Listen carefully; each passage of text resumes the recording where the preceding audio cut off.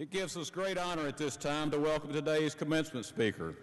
John Dennis Hastert served as Speaker of the U.S. House of Representatives from 1999 to 2007. During his tenure, Speaker Hastert focused his efforts on lowering taxes, improving education, strengthening Social Security and Medicare, and bolstering national defense. In response to the September 11, 2001 terrorist attack, he was instrumental in passing historic legislation to create the Department of Homeland Security, the most significant restructuring of the federal government in the last 50 years. Speaker Hastert also served as chairman of the House Government Platform and Oversight Subcommittee on National Security, International Affairs, and Criminal Justice. In the 1980s, prior to Congress, he served 3 terms in the Illinois General Assembly, where he spearheaded legislation on child abuse prevention, property tax reform, educational excellence, and economic development. While there, he also led an effort that resulted in the adoption of a new Public Utilities Act. Speaker Hastert has his roots in education, spending the first 16 years of his career as a government and history teacher at Yorkville High School. Outside the classroom, he met his wife, Jean, a fellow teacher. While teaching, he coached football and wrestling and led the Yorkville Foxes to the 1976 Illinois State Wrestling Championship. Later that year, he was named Illinois Coach of the Year. Speaker Hastert was inducted as an outstanding American into the National Wrestling Hall of Fame in Stillwater, Oklahoma in 2000. In 2001, the United States Olympic Committee named him Honorary Vice President of the American Olympic Movement. An Aurora, Illinois native, he earned his bachelor's degree in economics from Wheaton College in 1964 and his philosophy of education, his master's degree from Northern Illinois University in 1967. He and his wife, Jean, now live in Plano, Illinois. We are honored and pleased to welcome former Speaker of the House of Representatives, John Dennis Hastert, as Trine University's 2010 commencement speaker. Speaker Hastert.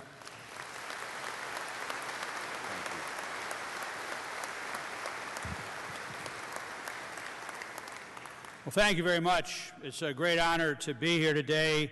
Dr. Brooks, thank you for your kind introduction. To the distinguished faculty of this university, and to you, the graduates who are commencing on a new step of your life. But I think it's appropriate as you're stepping out on something new, and in the last couple of weeks and the next weeks in the future, you'll be getting accolades and graduation cards and parties and celebrations. You need to take a minute and look back. And I see parents here lining up, filling this auditorium because they're proud of you. But because of their sacrifices, because of their urgings, you've been able to achieve what you've been able to do. Maybe not only a parent, but a mentor someplace that had something to do with your life, that gave you that extra push or that extra urge, or maybe that extra measure of discipline that you needed to do to achieve the things that you've been able to do. And to get to a degree, it's not a common thing. As I look across this audience, I would guess that maybe some of you are the first ones in your family ever to achieve a college diploma, maybe even going to college. But getting that diploma means that you had to stick to a regimen, you had to adapt to rules, you had to sit through countless lectures. You had to be able to demonstrate achievement, and you've done that. But dare say you had somebody helping you do that all the way along, either a parent rooting for you, a sibling that was giving you a helping hand, or somebody was out there to help make that happen. So this is also a time of thanksgiving for those people who have had a role to play in your life. You know, I know it's warm in here, and as a procession, I was kind of making a joke, and the warmer the auditorium, the shorter the speech. So I'm not going to make any real, as a politician, you know, never listen to all the promises. But anyway, I do want to say that I had an interesting evening yesterday, meeting with your board of directors. And I have to say, really a great group of people who are committed to this university. They're committed to excellence. But most of all, they're committed to the students that go here to make sure, and they were telling me about the percentage of graduation and getting jobs. And of course, this whole process is about you being able to lift yourself up to a certain level that you can become productive citizens in this world today. And the job rate, all of a sudden, you're in the high 90s. I can tell you, I graduated from college. I didn't have a job. But, you know, that's been kind of the story of my life. I was always waiting for the next job. Let me just tell you, I grew up in rural Illinois, not too much different from this place. Where I grew up was about 70 miles west of Chicago. And as a kid, if you went to Chicago, it meant you went to the stockyards and went in with a stock truck with hogs or cattle. And I always thought that Chicago was on 42nd and Halsted Street, and that's where the stockyards were. I didn't know that there was a loop and all these other things that happened. But, you know, that you're a product of where you are, where you grow up. And I was a very rural area. My dad was a feed dealer, a Ralston Purina dealer. So I basically grew up in the back of a feed truck, never dreaming that I'd even go to college. And no one in my family had ever gone to college before. But I had a coach in high school, both wrestling and football, and he wasn't the most enduring person. But he was a person that certainly got everything out of your career that he could possibly get. And he taught me that I could do some things that I really never thought I could do. And as a consequence, I always said interesting things. I taught economics for a lot of years. And I said there was nothing that happens in the economy that doesn't have a political ramification or something that affects your life. And there's nothing that happens in life that doesn't have some type of economic reaction. So these two interact. So what happens, there was a political movement in Chicago to close down the stockyards. When the stockyards closed down, all the feeders and farmers and fed cattle and hogs around our area didn't feed cattle and hogs. They had no market. So what happened is they started to grow grain. Our feed business dissipated. It was gone. So we went from the feed business to the food business. We adapted. And I grew up going through college, actually cooking my way through college. So I cooked 3 nights a week, usually 2 nights a week and on Sunday. Probably some of those hours probably could have been back then better spent in the library. And of course, we didn't have personal computers and all those things today that we have today. But I think probably academically I suffered somewhat. But I did. I played football and wrestled all the way through college. And I look back, and when I graduated from college, I looked back at the people who had an effect on my life. Certainly my parents had no education. My mother was really a product of the Depression. We kind of squeezed every quarter in our family to make ends meet. And but she wanted me to go to school, and I did. My football coach made sure that I got introduced to coaches in the area. And I went to school, of course, at a college level. You didn't have scholarships to play athletics. But, you know, school was affordable back then, too. And so I ran a milk route. I worked on Pepsi-Cola. I worked at truck docks. I cooked. And I made my way through school. But I look back when I graduated and thought that, you know, there were probably a half a dozen people in my life other than my parents that if it wasn't for them, I wouldn't have had that degree. And so I decided I was going to take 5 years and repay back some of those mentors and teach. And I'll tell you, 5 years spread into 16 years.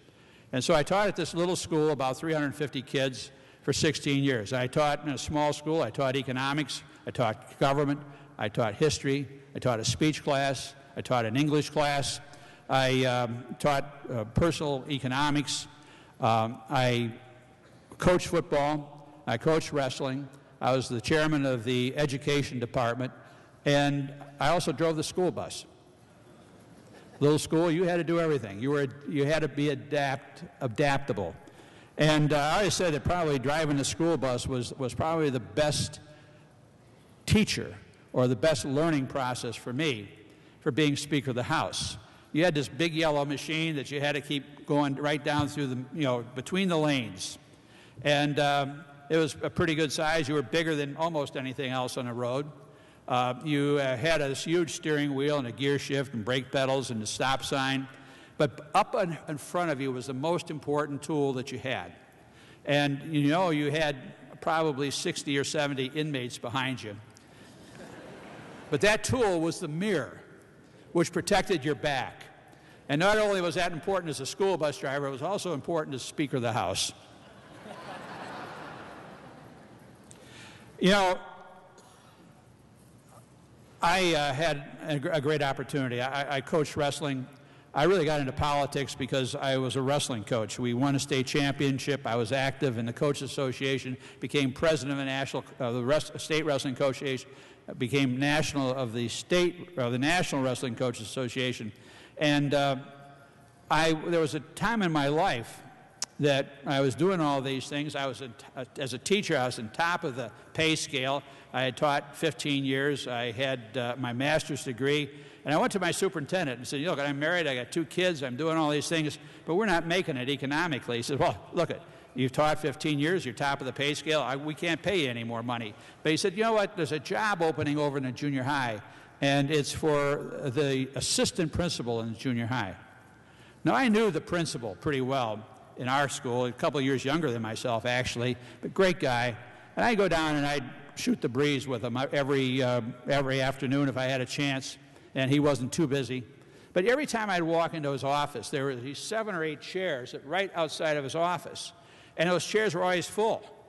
And the people who were in those chairs were the kids who couldn't behave on the school bus. They were smoking in the johns. They were using foul language in front of the teachers in the cafeteria. They were the delinquents in a sense. You know, and it was the same kids day after day, always in those chairs. And I thought to myself, wow, I don't know if I want to deal with that. Then on the other side of his office was the teacher's lounge. And the teachers were always lined up, and they didn't want to drive or ride the events bus on Friday nights to the basketball games or the football games. They had family things that they wanted to do. Or there's kids in their class that they wanted to move out because of a discipline problem. Or they had a problem in a study hall. And so he had to deal with those things. And I said, you know, I'm 38 years old. I got another 20 years to do this kind of stuff. I think I want to do something different. So I had that in the back of my mind. I came home from school one day. I don't know, it was in October, beautiful October day, picked up the local paper and read that my state rep was going to be left his job or resigned his job to become director of public health. I looked at that, you know, I could be a state rep. I taught economics and government and history. I moved legislation, kind of an academic legislation, a class system in the state and a few things. I like to do that. So I ran. The next thing I knew is my county chairman called me up and said, what in the blazes are you doing? You know, you're a wrestling coach. You're running for the legislature? Why? And so he said, we already got a candidate. So, you know, I was running. I was opposed, but I won. And went to the Illinois legislature, served 3 terms, 6 years, great experience. Make a long story short, I ended up my 3rd term unopposed. Nobody in the primary, nobody on the general, and a strange thing happened. My little state rep district was about 100,000 people. It had parts of 3 congressional districts in it. Within 3 days, 2 congressmen resigned after the primary. One had a terminal brain problem, aneurysm. The other had terminal cancer. And so a fellow named John Grotberg, another guy named George O'Brien, both stepped down from their positions, their nomination. And so I thought if I was ever going to run for Congress, and I've kind of taken the first step, I was in the legislature, better be now. I don't know if I was ready. I don't know if it was a thing to do, but I did. And so I went to Congress. And in 1986, I was a freshman in Congress. I always kind of felt like Abraham Lincoln did when I was in the legislature. He said the first year he was in the legislature, he looked around and wondered, what in the world am I doing here? All these giants are around me. And, you know, it was just astounding. And he felt out of place. He said, I didn't have the education they had. I didn't have the debate. I wasn't an attorney at that time. And so he kind of wondered. He said the 2nd term he was in the legislature, he looked around and wondered what all these other people were doing there. So I can't say that I really had the Lincoln experience, but I found out that you could, my second term, I became the Republican leader on appropriations. I also had the chance to rewrite the Telephone Act and the Telecom Act, and people said, well, you know, you're a wrestling coach. How can you do these things? But you found out, I think, early on, that ordinary people can really do extraordinary things. I also found out, graduates, one other thing, that if you have a repository of knowledge, if you work hard and you excel in a certain area, or you work hard to learn more than anybody in just a little niche or an area, all of a sudden people come to you and ask you, how does this work, or how can we do this, or what do you think about this? Knowledge is power. And not only that knowledge that you'll get out of this diploma today, but the knowledge that you create in the institution that you work for, the company that you work for, the company you create yourself. And as you build that knowledge, you become an expert, and people will come to you.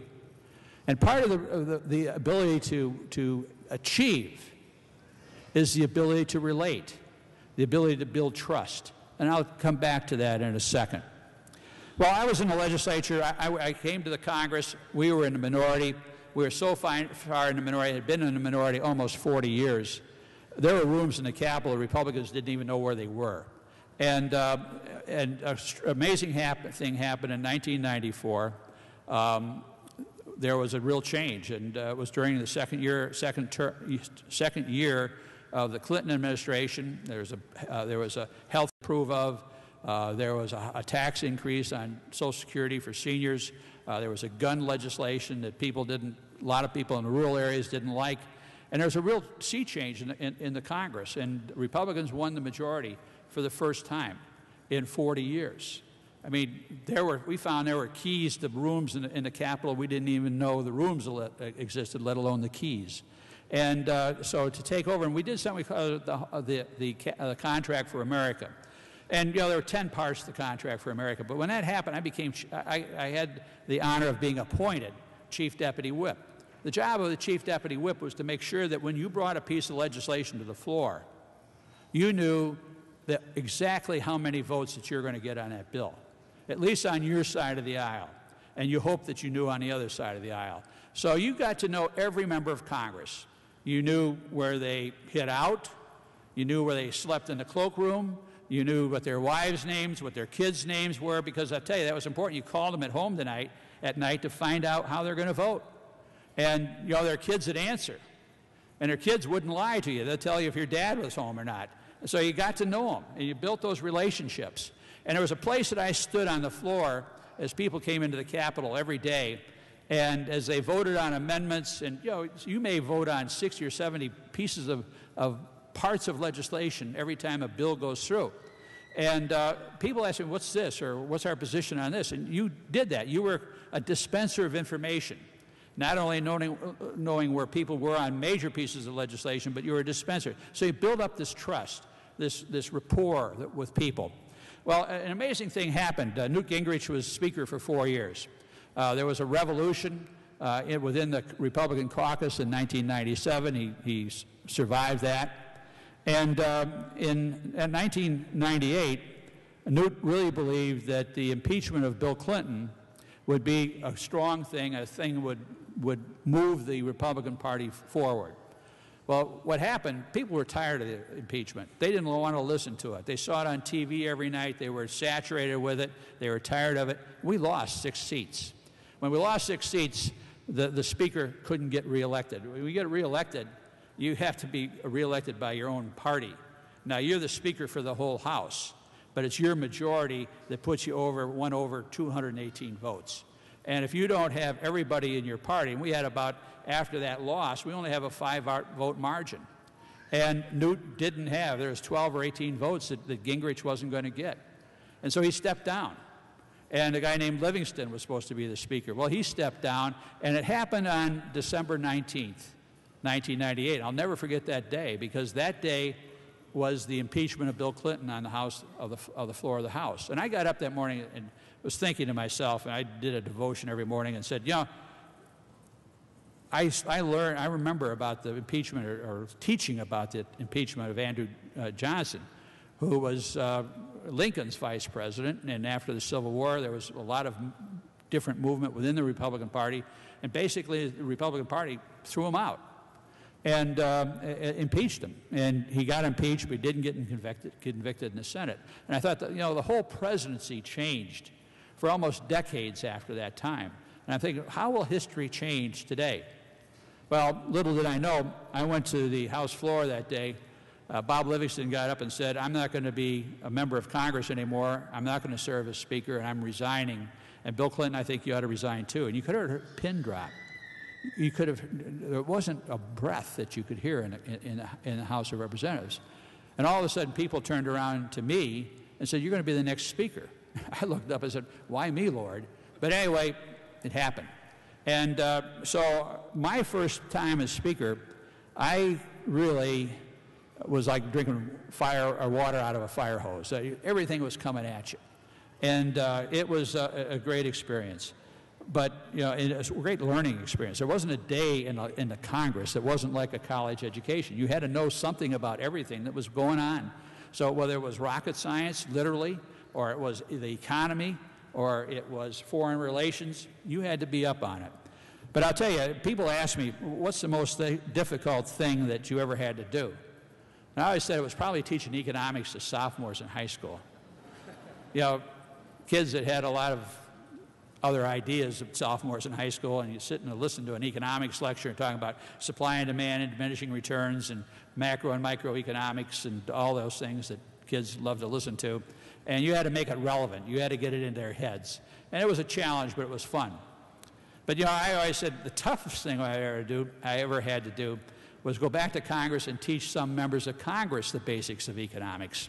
Because everything you do in politics, everything you do in Congress has an unintended consequence in economics. And everything that happens in the economy has an unintended consequence in politics. So you really had to understand how those two dynamics worked.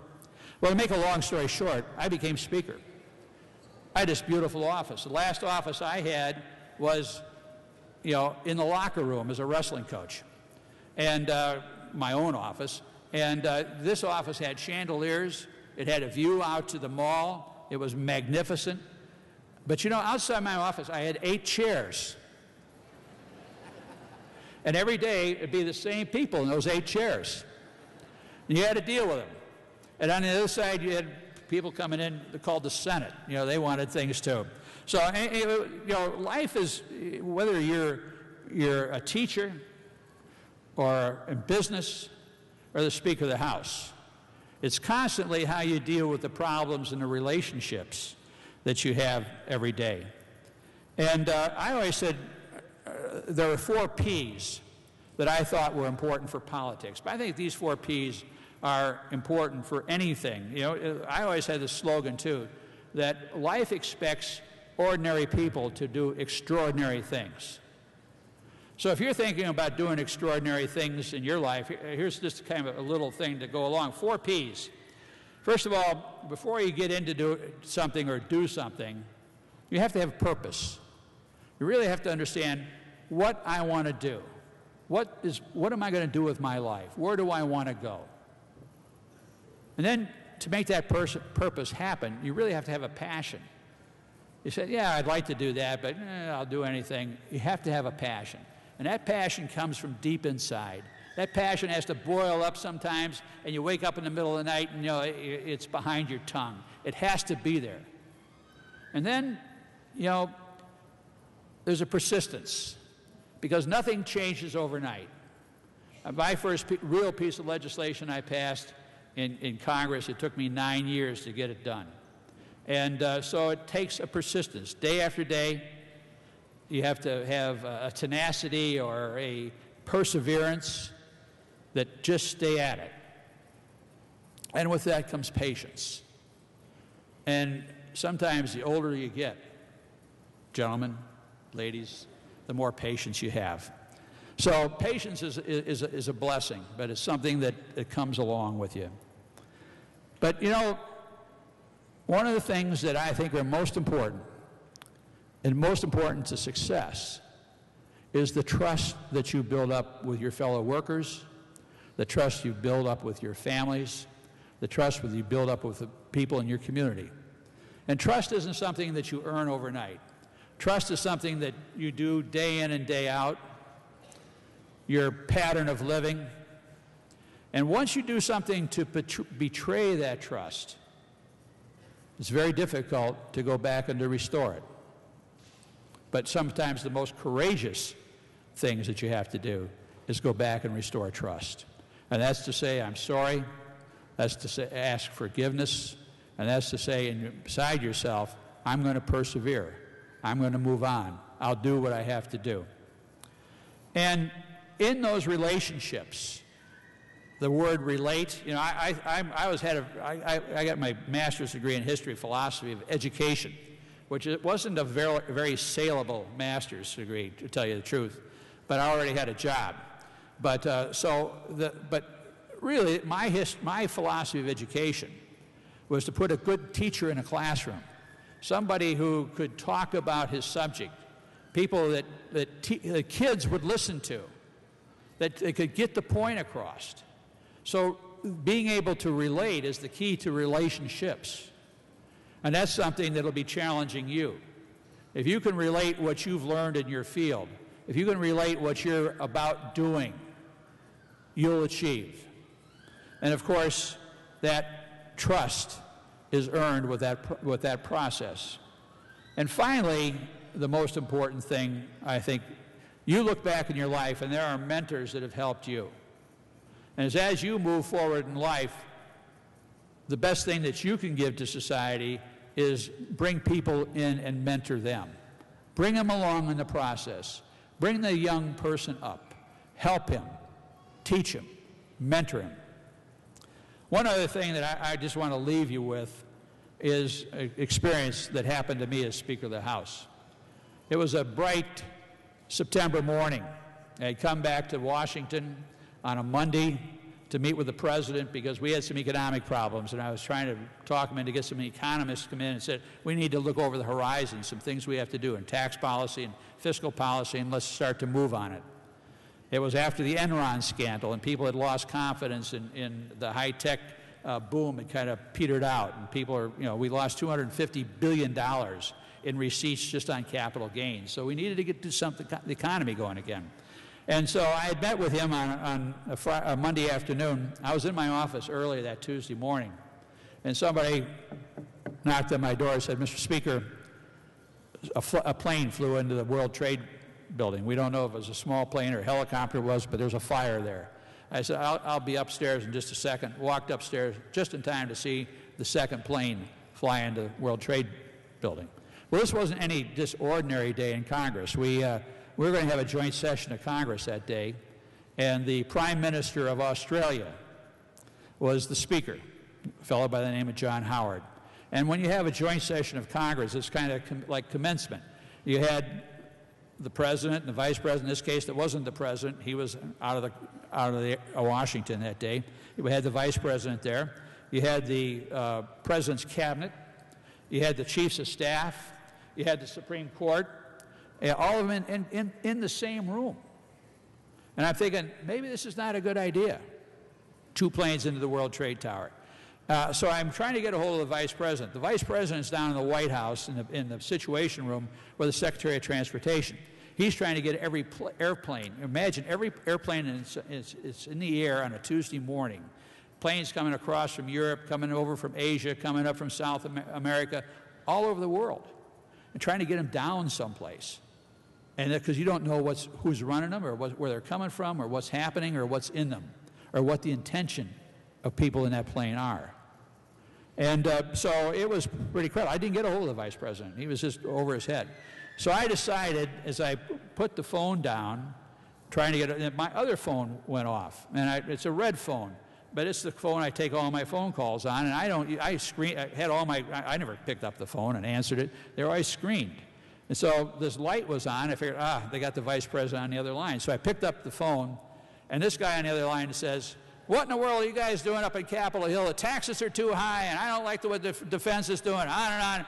I go, who's this? He said, never mind who this is. Who in the hell is this? I said, I think you got the wrong number, and hung up. As I hung up, I looked up and I saw this black smoke just curling across the mall. Now, I couldn't see the Pentagon, but I could see that black smoke just moving across. So we don't have any smoke in Washington. Mirrors, but not smoke. But anyway, I asked somebody in my office, I said, come on over here, tell me where that smoke's coming from. He said, I don't know, but I'll be back in a minute. Found out. He said, Mr. Speaker, there's a plane, third plane that went down in the Pentagon building. And I said, we need to close down. So I did a unilateral decision. First time it's probably ever done in the history of the United States. I closed down Congress. I called down the guy who was the president pro temp, and we're in session earlier that morning because we had to close down for the state of the joint session. And it happened to be a guy named Porter Goss, who later became head of the CIA. I said, Porter, bring down the gavel, and I'll be on the House floor in a second. So I walk down to the House floor, cross Statuary Hall, and into the House chamber. And all of a sudden, as I step into the chamber, these two huge security guys that I had one on each side and started whisking me away. I said, what's going on? He said, we think there's a fourth plane coming in into the Capitol. And the fourth plane happened to be a CIA plane that was flying around the mall, but nobody knew what it was, so everybody was panicking. So I found myself in the back of a Suburban flying across the southern part of Washington, literally on the road. And next thing I knew, I was in Andrews Air Force Base. And I talked to the vice president. The vice president said, we've got all the aircraft down, except we have 3 airplanes coming across the Atlantic, and they don't have their transponders on, and we can't identify them. And we have 1 flight coming across Canada. We think it's a KAL flight coming from Korea, but that transponder's not on, and we're not communicating. And we need to get these planes down. We don't want to shoot them down. So that was a decision these guys had to make. And he said, there are 4 planes down. There's a plane, 2 planes actually there's 5 planes down. There's 2 planes down in New York. There's a plane down in the Pentagon. We think that there's a plane down in central Pennsylvania. We think that there's a plane down in northern Kentucky. Well, northern Kentucky wasn't there. But he said, I'm going to put you in an undisclosed location. So I went out to an undisclosed location that day. I took a helicopter from Andrews Air Force Base, and all of a sudden I'm going over the southern part of Washington. Nothing's moving. The streets are dead. I move across the Reagan International Airport, and not a plane moving on the tarmac. Matter of fact, they're stacked down because they got more planes down than they can find gates for. And I look down the other side of the helicopter, and here's this blue-black smoke just belching out of the Pentagon building. And the flame, you could hardly see it, but it was just pushing this blue-black smoke out. And across, it was a beautiful, crisp September morning, but across all the northern suburbs of Virginia was this blue-black haze across. And I'm thinking to myself, I taught about the British invasion of Washington, the War of 1812, and when Washington was basically burned in 1814. Here I am, Speaker of the House. The same thing's happening. And so we spent this day at this undisclosed location. We kind of watched everything like everybody else. We watched CNN and Fox News and watched the buildings collapse. But we made a resolution. It was all the House leadership and the Senate leadership that we would go back to work. We were going to do what we had to do. Talked to the vice president a couple times in that exchange, and found out that there was only 1 plane down in Pennsylvania. But the president was coming into town at 6 o'clock. We were scheduled to come into town at 6:30. So you had Tom Daschle, who was the Senate leader at that time, Trent Lott, who was a Republican leader, myself, Dick Gebhardt. So we're all flying back in these helicopters. We land on the north front of the Capitol and walk around to the east front of the Capitol where the main staircase going up to the Great Dome is. And so when we walked around that corner, there were 150 or 200 members of Congress, House members, Senate members, Democrats, Republicans, standing on the stairway. And we didn't know they were going to be there. So Daschle went up and did his 20-second soundbite. I went up and did my 15-minute second soundbite and basically said, look, we're going to go back to work. This country is going to stand shoulder to shoulder. We'll get things done. And as I turned around to go back to the members, somebody broke out in God Bless America. And I'll tell you, when we broke out in God Bless America, there was a chill that went down my spine. And I knew that this country would be okay. And for the next 9 months, we had to do the Patriot Act, We did all the things. We had, you couldn't fly the airplanes, so we had to create insurance so airplanes could take off. We had to create insurance so you could repair buildings to protect against terrorism, liability issues. We passed all kinds of legislation, the Safety Act. We restructured the whole Homeland Security thing. And our vow, and I remember standing with the president saying, we will not let this thing happen to this country again. And it didn't. But it took 9 months to put it together, and probably the most nonpartisan 9 months that I have ever experienced in the Congress. But we did it. And for the next 5 years that I went back into my office, and every morning I'd look out that window and think to myself when I saw that smoke rolling across the mall, and I think of those people that were in that Flight 93, that United flight. And because they had airphones, and they were calling back to their relatives and business partners, and they heard about the first plane and the second plane, and then the plane into the Pentagon, they knew what their fate was. And with their ability, with, we don't know, 5 or 6 or 14 or 10 people, and they went out and, with a couple pots of boiling water from the coffee maker and the few utensils that they had at breakfast, they brought that plane down. And there was somebody in that plane that said, let's roll. And they did. They knew it was the end of their life, but they knew that that's what they had to do. So every time I looked out that window, I thought, we have great people in this country that wear uniforms, Air Force and Navy and Marines and Army and Coast Guard, and the people who are healthcare specialists, people who went up to help these people in the towers, and firemen and policemen. But we really in this country have people who are heroes. And we don't know who those heroes are. They may be sitting in this audience someplace. They may be sitting down on this floor someplace. You'll probably have never intended to be a hero. But when the time comes, people do the right thing. And it happened to be those heroes were sitting in that airplane at the time that happened. And we learned from the Moussaoui hearings that the destiny for that airplane was the capital of the United States.